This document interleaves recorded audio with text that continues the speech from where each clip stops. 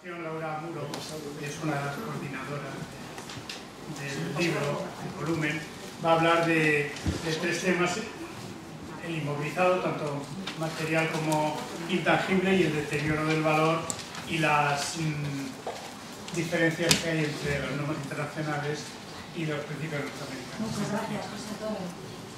Bueno, buenas tardes a todos y vamos a comenzar la sesión tratando el inmovilizado material, como ha dicho José Antonio, el intangible y el deterioro de valor. Comentar un poco lo que dijo María Alvarado anteriormente, que el libro nació pues por un deseo, ¿no?, de buscar una comparativa entre las IFRS y los US GAAP. Entonces, como podréis comprobar, la didáctica del libro es un libro muy didáctico, que ofrece muchos ejemplos y que va a todos los detalles más importantes de la norma. Entonces, yo he querido adaptar mi presentación un poco a lo que es la estructura del libro, para que tengáis una idea. Y sí, he ido mucho a los detalles. Entonces, comenzamos con el inmovilizado material. Como bien sabéis, la NEC 16 es la que trata el inmovilizado material, un activo tan importante sobre todo para determinadas industrias, un activo estratégico en el cual la valoración del mismo se hace fundamental. Los problemas fundamentales que plantea el reconocimiento del inmovilizado material sería el reconocimiento, la contabilización de los activos, la determinación de su importe en libros. Aquí es donde vamos a ver una de las principales diferencias entre las IFRS y los US GAAP. Los cargos por amortización y, a su vez, las pérdidas por deterioro de valor, que tenemos la NIC 36 para tratar en profundidad. Bueno, en el libro hemos recogido, tal y como veis aquí, la evolución normativa, por parte del IASB y por parte del FASB. Como bien se ha comentado hoy, pues ahora de cara al FASB debemos de hablar de la codificación. En este caso es la sección 360 la que contempla la contabilización de las propiedades, planta y equipos. El cuadro es muy ilustrativo y realmente tratamos definiciones. En el caso de las propiedades, planta y equipos, las diferencias no son significativas entre las dos normativas contables. En cuanto al reconocimiento, tampoco, como hemos dicho antes, la diferencia fundamental trata sobre la medición. Y os adelanto, como bien sabéis, la posibilidad de utilizar el modelo de revalorización que se contempla de acuerdo con la NEC 16 y que no está permitido con respecto a los US GAAP. Muy bien. Pues con respecto a las definiciones, lo que os dije, que he querido ir al detalle, y tenéis la definición sobre la NIC 16, sobre las propiedades, plantas y equipo, y también la definición de acuerdo con el FASB. No se contemplan diferencias fundamentales entre las dos normativas. En cuanto a otro tipo de definiciones, en la norma también encontramos referencia al valor razonable. La NIC 16 establece que el valor razonable es el importe por el cual un activo podría ser intercambiado entre partes interesadas y debidamente informadas en una transacción realizada en condiciones de independencia mutua. El FASB, en su sección 360, define el valor razonable como el importe por el que podría ser comprado o incurrido, o vendido o liquidado un activo o pasivo en una transacción corriente entre partes interesadas. Es decir, que no se trate de una venta forzosa o de un proceso de liquidación. Un poco más extensa es la definición del FASB, puesto que habla de activos o pasivos, pero tampoco encontramos diferencias fundamentales. Con respecto al importe en libros, las definiciones son similares. sería el importe por el que se reconoce un activo, una vez deducidas las amortizaciones y las pérdidas por deterioro de valor acumuladas. Con respecto a las amortizaciones, las dos normativas entienden el mismo concepto por amortización como distribución sistemática del importe amortizable del activo a lo largo de su vida útil. No encontramos diferencias fundamentales. Como veremos más adelante, la tercera de las normas que me corresponde analizar esta tarde es la NIC 36, la pérdida por deterioro de valor. Luego, esta NIC introduce conceptos importantes para saber cómo han de estar valoradas las propiedades, planta y equipos en este caso. Hablamos de pérdida por deterioro cuando, como corresponde a la cantidad que excede en el importe de libros de un activo o de una unidad generadora de efectivo a su importe recuperable. El importe recuperable es el mayor entre el valor razonable menos los costes de venta y el valor en uso. Tenemos la definición aquí de lo que sería el valor razonable, ya lo tenemos, y el valor en uso. En este caso, el valor en uso es el valor actual de los flujos de efectivo futuros estimados que se esperan surjan en el uso continuado de un activo o unidad generadora de efectivo. Por lo tanto, en este caso estamos hablando de estimaciones y descontando flujos de caja efectivos.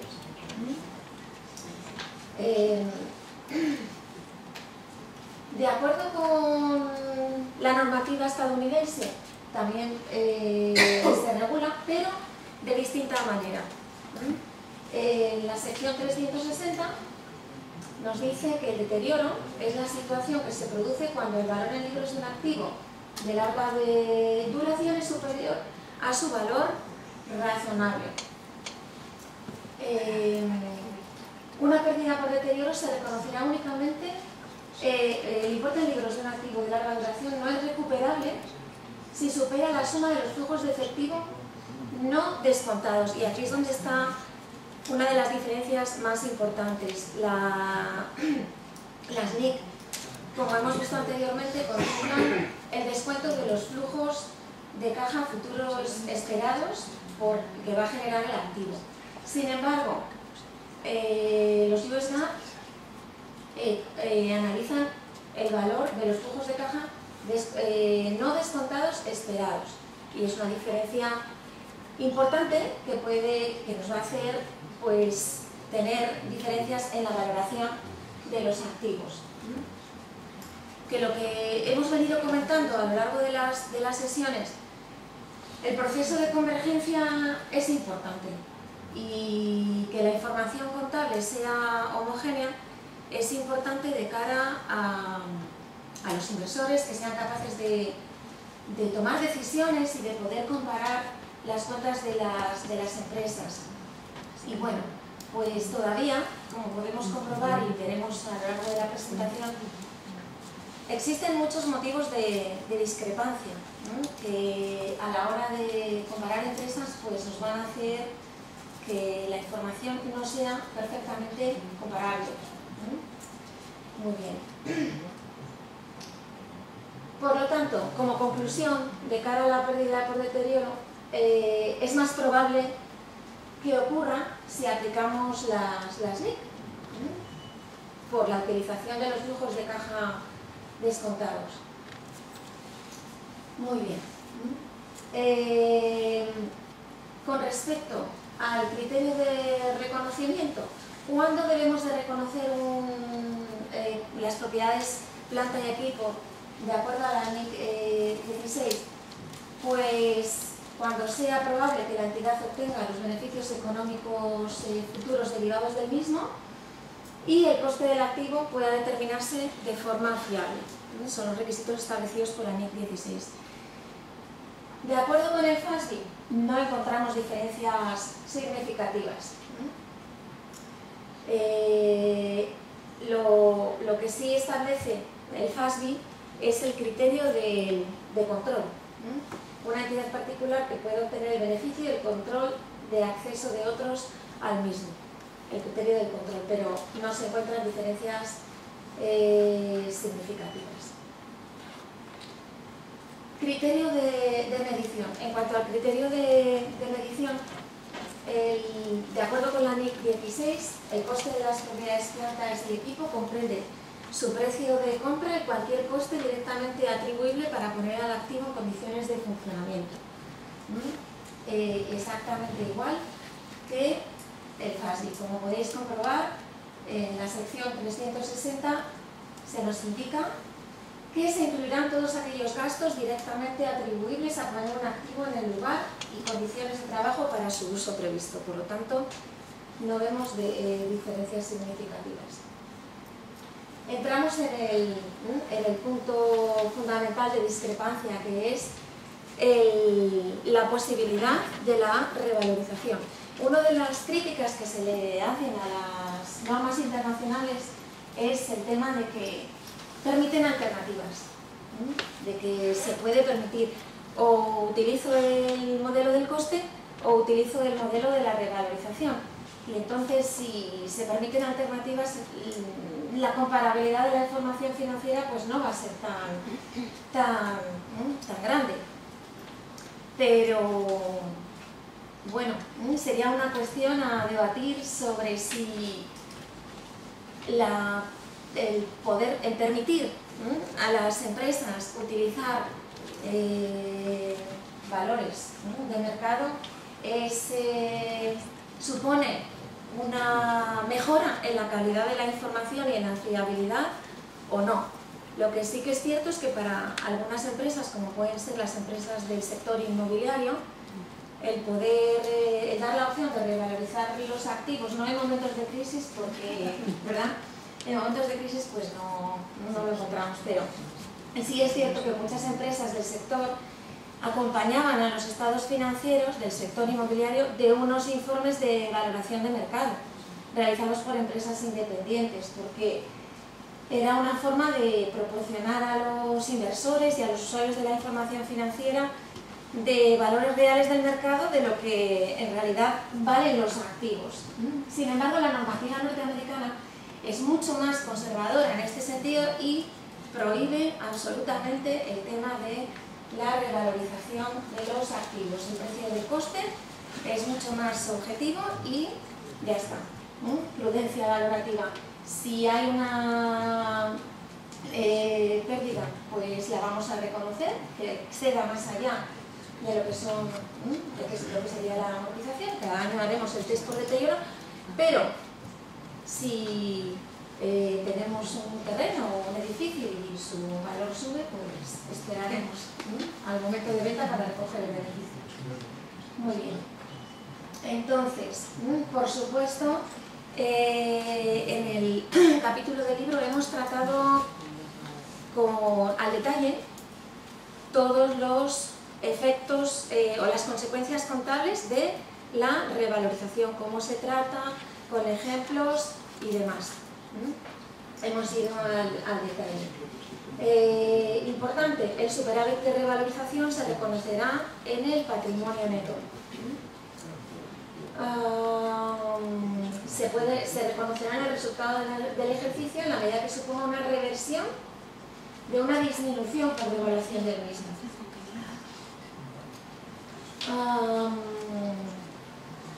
Y por supuesto, cuando el activo se dé de baja, cualquier superávit de revaluación se transferirá a la cuenta de reservas por ganancias acumuladas o se puede dejar en el patrimonio neto el superávit por revalorización. Nunca se debe hacer a través de la cuenta de resultados. Hemos tratado los aspectos más relevantes de la norma con ejemplos que van al detalle. En profundidad van a analizar las distintas situaciones que se pueden plantear con respecto a las propiedades planta y equipo. En este caso, hemos tratado los costes derivados de las revisiones mayores, amortización, la revisión del valor residual y de la vida útil y la baja en cuentas. Deciros ya anticipadamente que con respecto a estos 4 puntos fundamentales, las diferencias, pues no se producen diferencias significativas con respecto a la norma. De acuerdo con las dos normativas, los costes derivados de revisiones mayores se contabilizarán como parte del coste del activo. Con la amortización no se aprecian diferencias. El cargo por amortización, de acuerdo con la NIC 16, se reconocerá en el resultado, salvo que se haya incluido en el importe de libros de otro activo. Y el FASB en su sección 360 habla de que el coste por depreciación se estimará en función de la vida útil del activo. Sí que encontramos una diferencia importante. Bueno, si nos ponemos a mirar al detalle y a analizar todas las normas, encontramos diferencias aunque sean pequeñas. En este caso, la diferencia más importante la encontramos en la separación en componentes de los activos de cara a la amortización, que de acuerdo con la NIC 16. Esta posibilidad también está contemplada bajo la normativa estadounidense, pero no es utilizada comúnmente. Bien. Como podéis comprobar, hemos ido al detalle de la norma. Con respecto a la revisión del valor residual y de la vida útil, la NIC 16 establece que se revisarán al término de cada ejercicio anual. Y cualquier cambio, si las expectativas difieren, se va a contabilizar de forma prospectiva como un cambio de estimación. De acuerdo con la normativa estadounidense, establece lo mismo. Cualquier cambio se contabilizará de una manera prospectiva, pero establece que las estimaciones de la vida útil y del valor residual, así como del método de amortización, se revisarán únicamente cuando se produzcan eventos o cambios en las circunstancias que indiquen que las estimaciones actuales del método de amortización ya no son los adecuados. Así que encontramos una diferencia menor. Con respecto al tema de baja en cuentas, no encontramos diferencias significativas. Con respecto al desglose en notas de la información a revelar, ambas normativas requieren el desglose de información muy similar respecto a las políticas y a los criterios de valoración utilizados de cara a las propiedades planta y equipo. Lo que sí que hace una diferencia fundamental es el caso de las revalorizaciones, que en el caso de que la empresa decida utilizar el criterio de revalorización, pues la información a revelar en las notas es mucho más importante. Muy bien. De momento no hay para el futuro estimado un cambio en la normativa internacional de cara a esa discrepancia fundamental con el tema del criterio de revalorización. Pero bueno, ya veremos a ver. Luego será interesante conocer vuestra opinión con respecto a si creéis acertada, mejor, ¿cuál pensáis que es mejor en este sentido? ¿La normativa norteamericana o la normativa internacional de cara a permitir utilizar el criterio de la revalorización? Sí que me gustaría crear un poco de debate en este sentido. No sé. ¿O lo hacemos ahora, antes de pasar a la siguiente norma? Sí. Sí. Yo soy partidario del valor razonable, pero vamos, muchos estudios sobre usuarios, pero sobre todo en aquellos activos que tienen una medición objetiva o que cotizan en bolsa, los cálculos se pueden hacer solo con variables observables. La propiedad de planta y equipo, pues difícilmente se puede hacer por cotizaciones, porque cada planta, cada propiedad es diferente, y tampoco con variables observables. Entonces solamente se puede hacer con informes, y hombre, todos sabemos que los informes, según lo que pagues, pues dependerán de que quieras que te pongan, ¿no? Entonces yo no soy partidario de valor razonable en este tipo de de bienes. Interesante. Interesante. ¿Hay alguien que sea partidario de...? Sí. No. No por llevar a la No, vale. No, por Dios. Por Felipe, no es que tiene toda la razón del mundo. Pero imagínate que en España decretásemos que hay que hacer eso, que hay que hacerlo obligatoriamente y que hay que hacer informes. Solucionaríamos el paro. Ya. Oye, no es mal que porque no venga, la información no sería nada fiable, ¿vale? No. Sí. Porque es decir, ponemos el concepto de valorar, es difícil. Una valoración objetiva es difícil cuando utilizamos modelos de flujos de capital.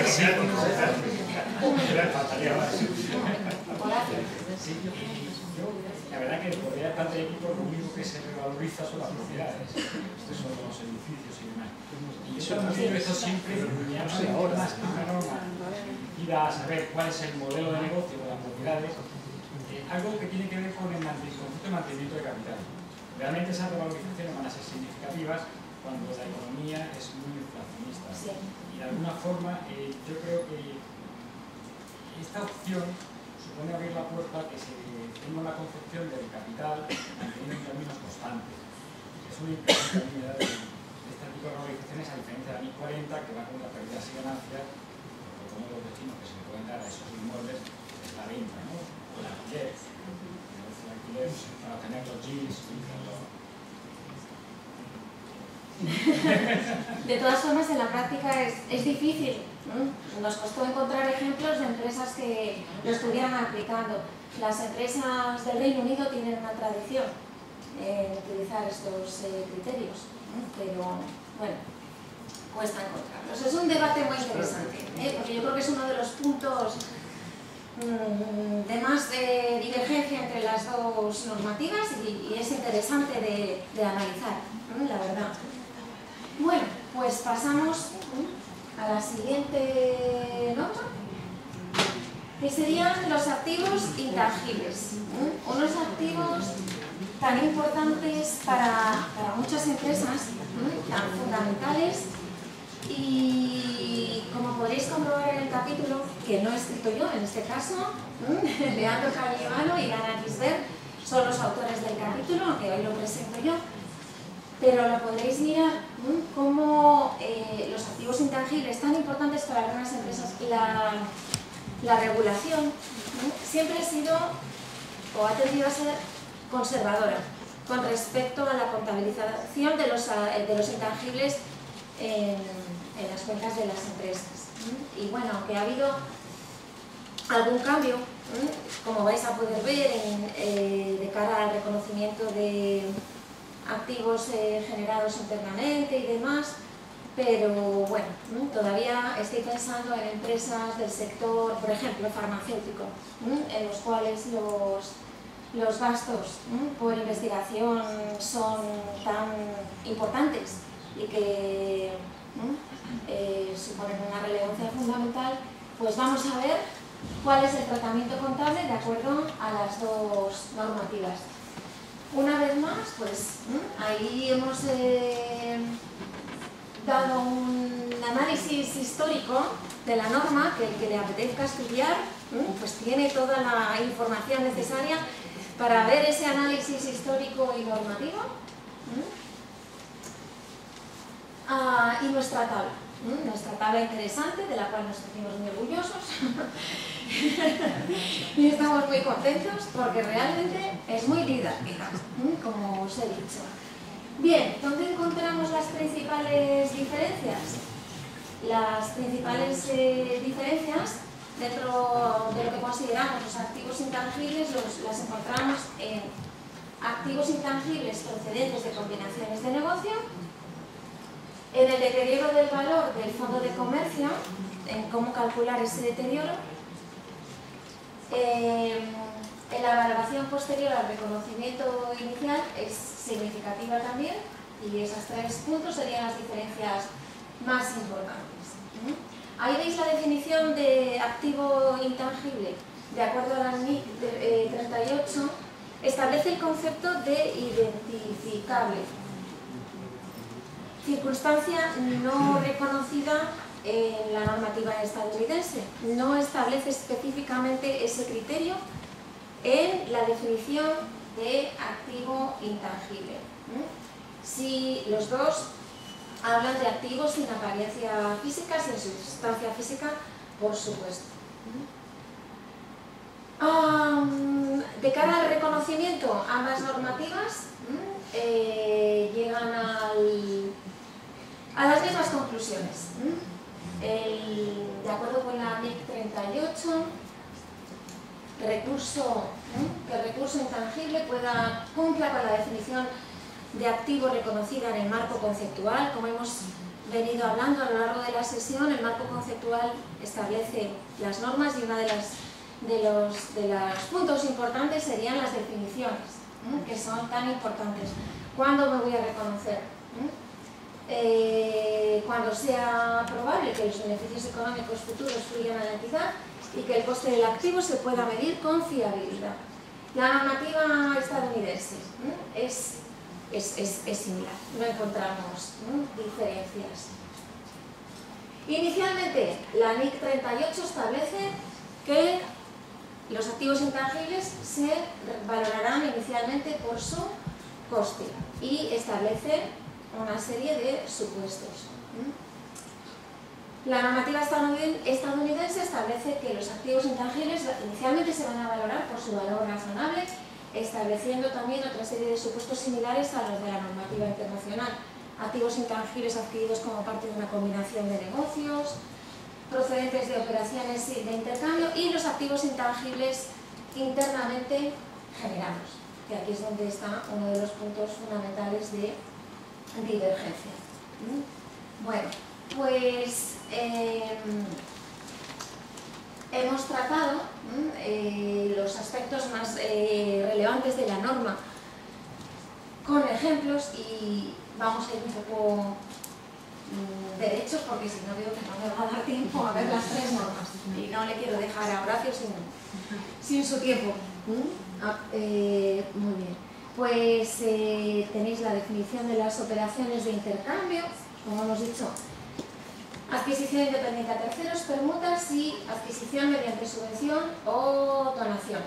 Deciros que en este caso las dos normativas, no me voy a ir al detalle porque si no, no acabo, así que voy a ir un poco más ligera. Pero no existen diferencias fundamentales, coinciden los criterios de valoración. En cuanto a las operaciones de intercambio, la única diferencia entre las NIC y la normativa estadounidense se encuentra en la actual NIC 20, que reconoce la posibilidad de reconocer subvenciones o donaciones materializadas en activos no monetarios por su valor nominal. También se ofrece la alternativa de reconocer la subvención como ingreso diferido en el patrimonio neto o en el propio activo, compensando el valor asignado al activo no monetario. En ambos casos, el importe de la donación o subvención será reconocido en pérdidas y ganancias, con el objeto de compensar los cargos por amortización asociados al activo. Activos intangibles internamente generados. Bueno, pues aquí está uno de los puntos importantes de divergencia entre las dos normativas. La NIC 38 regula extensamente el concepto de gastos de investigación y desarrollo, estableciendo los criterios para separar muy bien y definiendo cuáles son los gastos de investigación, cuáles son los gastos de desarrollo, porque así como los gastos de investigación se consideran gastos del ejercicio, las actividades de desarrollo abren, de acuerdo con la NIC 38, se abre la puerta al reconocimiento de un activo intangible. Con lo cual, si analizamos la norma estadounidense, veremos cómo las US GAAP no permiten este reconocimiento y por lo tanto serían tratados tanto los gastos de investigación como los de desarrollo como gastos del ejercicio. Entonces, lo que me viene a la mente, un ejemplo de farmacéuticas, una farmacéutica estadounidense versus una farmacéutica suiza que utilice IFRS, pues las diferencias van a ser fundamentales, van a ser muy grandes, porque una los va a tener activados los gastos de desarrollo y la otra los va a tener que meter en su cuenta de resultados, con lo cual la valoración de ambas empresas va a ser diferente. Y la comparabilidad, que es lo que estamos hablando en el mundo global, en el mundo de la globalización, donde da lo mismo vivir en España que en Alemania, que en Estados Unidos, que puedes invertir en cualquier empresa en tiempo real y sin ningún problema, pero la información pues no es comparable. Tendríamos que hacer los oportunos ajustes de cara a la valoración. Muy bien. La única excepción de cara a la normativa estadounidense con respecto al tratamiento de las actividades de I+D se encuentra en el desarrollo de software para uso interno y en el diseño de los costes de diseño de las páginas web. Esta sería la única excepción. Así que aquí tenéis un análisis, un cuadro muy interesante donde se analiza el tratamiento de los costes en cada fase del desarrollo de páginas web para uso interno, de acuerdo con la NIF y de acuerdo con la normativa estadounidense. Fase de planificación, desarrollo, como veis, en este caso la normativa estadounidense sí permite la activación de los gastos. Yo lo que quería que vierais un poco con la presentación es el nivel de detalle con el que hemos analizado cada uno de los capítulos, que en las presentaciones no nos da tiempo a entrar hasta el final del punto, pero hemos intentado darle esa aproximación. Bueno, otro punto fundamental de la norma, los activos intangibles procedentes de una combinación de negocios. Pues los intangibles, de acuerdo con la NIC 38, que cumplan el criterio de ser identificables y que procedan de una combinación de empresas, podrán reconocerse como parte del activo de la empresa adquirente siempre que podamos medir el coste con fiabilidad. Entonces aquí vamos a hablar del fondo de comercio. Una vez reconocido el fondo de comercio, no se amortizará, pero sí será sometido a una prueba a un análisis del deterioro.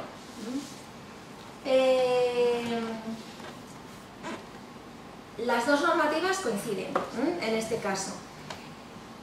Lo mismo, cuando se contabiliza un fondo de comercio, el tema de que hay que hacer un test por deterioro, no se puede amortizar el fondo de comercio, y la no posibilidad o la prohibición de que una empresa se reconozca a sí misma un fondo de comercio.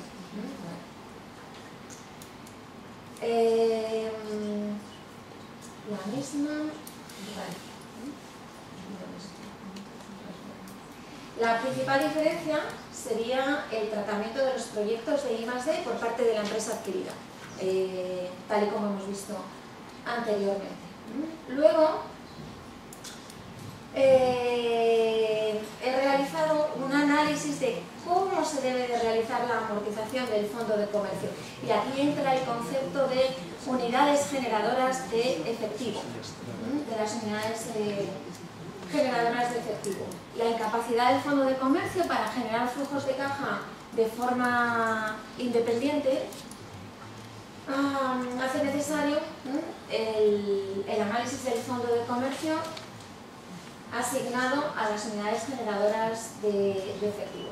Bueno, no me voy a detener en el estudio exacto, pero importante, que hemos estado hablando anteriormente sobre las pérdidas por deterioro y decir que en el caso de las pérdidas por deterioro de valor del fondo de comercio, estas no son reversibles, al igual que, a diferencia que en otro tipo de activos sí que se pueden revertir, en este caso no.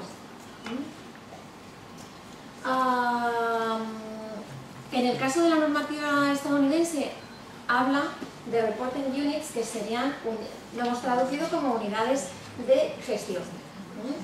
Vienen determinadas por los segmentos operativos o también pueden tener mayor desglose. Se deberá de realizar una vez al año o siempre que existan indicios de deterioro.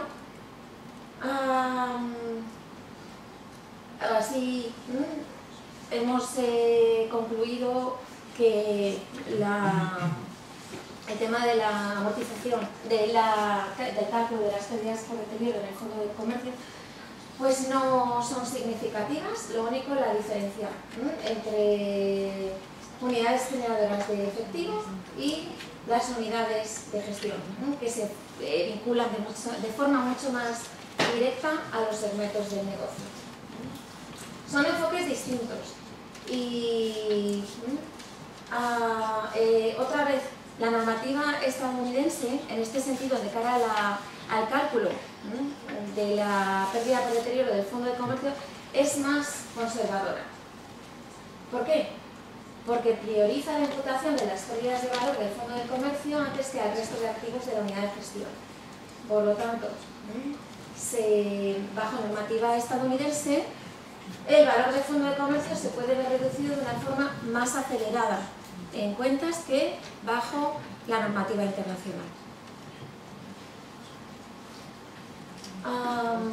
Bueno, pues otro criterio, otro punto de discrepancia, que es otra vez, de nuevo, la posibilidad del modelo de revalorización que permite la normativa internacional de cara a valorar los activos intangibles. Posibilidad que bajo los US GAAP no está permitida.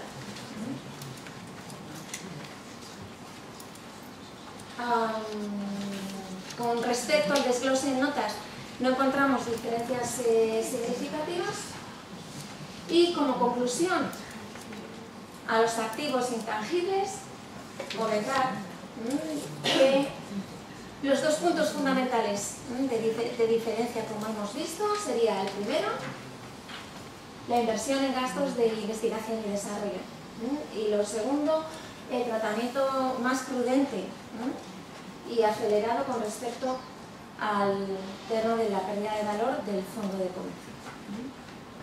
Bueno, como os decía, en el capítulo hay ejemplos numéricos y pues donde se pueden, pues tenemos ejemplos del cálculo del deterioro del fondo de comercio asignado a las unidades generadoras de efectivo, diferencias entre empresas, ejemplos de empresas reales. Y ya para terminar, nos vamos a la última de las normas, que son, bueno, pues la norma 36, la NIC 36, trata del deterioro del valor de los activos. El FASB también en su sección 360 establece los criterios para la contabilización del deterioro o disposición de activos de larga duración. Evolución normativa histórica de la norma, el FASB, como veis, pues en este caso, en el caso del cálculo de la pérdida por deterioro, sí encontramos diferencias significativas en cuanto a las definiciones. ¿Por qué? Porque la forma de calcular el deterioro de valor es distinta. Los criterios de valoración son diferentes y por lo tanto nos van a dar lugar a diferencias. Como veis, diferencias en cuanto a las definiciones, en cuanto a lo que entiende cada normativa por deterioro de valor, en cuanto a la valoración. Los indicadores por deterioro más o menos son los mismos, pero encontramos diferencias también en cuanto a la reversión. Ya lo hemos anticipado, de cara a la normativa internacional, las pérdidas por deterioro de valor se pueden revertir y de acuerdo con los US GAAP no se pueden revertir, no existe posibilidad de reversión.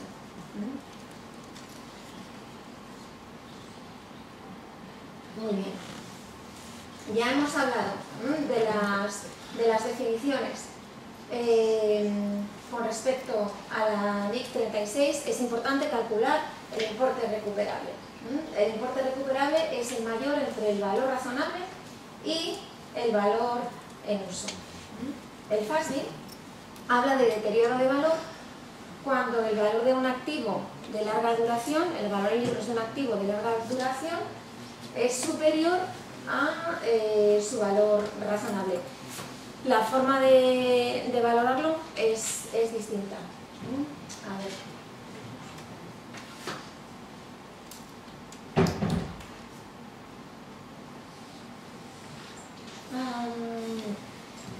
La NIC 36 establece distintos criterios de cara a recoger la pérdida por deterioro de valor en función de si la entidad registra sus activos a coste histórico o importe revaluado.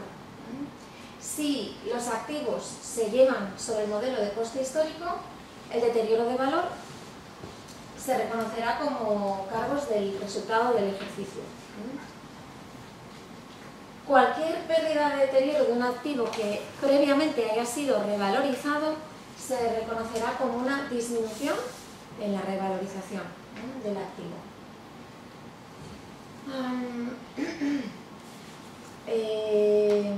Importante, de acuerdo con la normativa estadounidense, el importe en libro de un activo de larga duración no es recuperable, como hemos dicho anteriormente ya, si supera la suma de flujos de efectivo no descontados.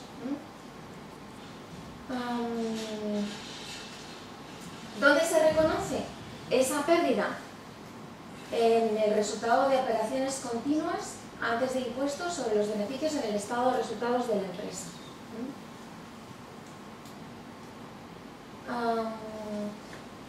Los aspectos relevantes de la norma: activos a los que se les va a aplicar el test por deterioro, y los indicadores de deterioro, la reversión y el deterioro del fondo de comercio. Bueno, voy a ir un poco rápido. Las diferencias no son importantes, los activos a los cuales se les va a aplicar el test por deterioro es similar.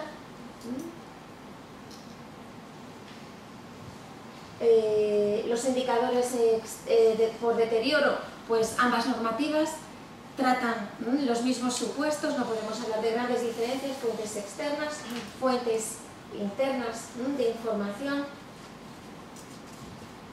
Aquí tenéis los criterios que utiliza el FASB, que habla de disminución significativa del precio de mercado de un activo de larga duración. Precio de mercado, cambio adverso, significativo, en el alcance, etcétera, etcétera. No encontramos diferencias fundamentales. Con respecto a la reversión, ya lo hemos comentado, que excepto el fondo de comercio, el resto de activos podemos revertirnos las pérdidas por deterioro.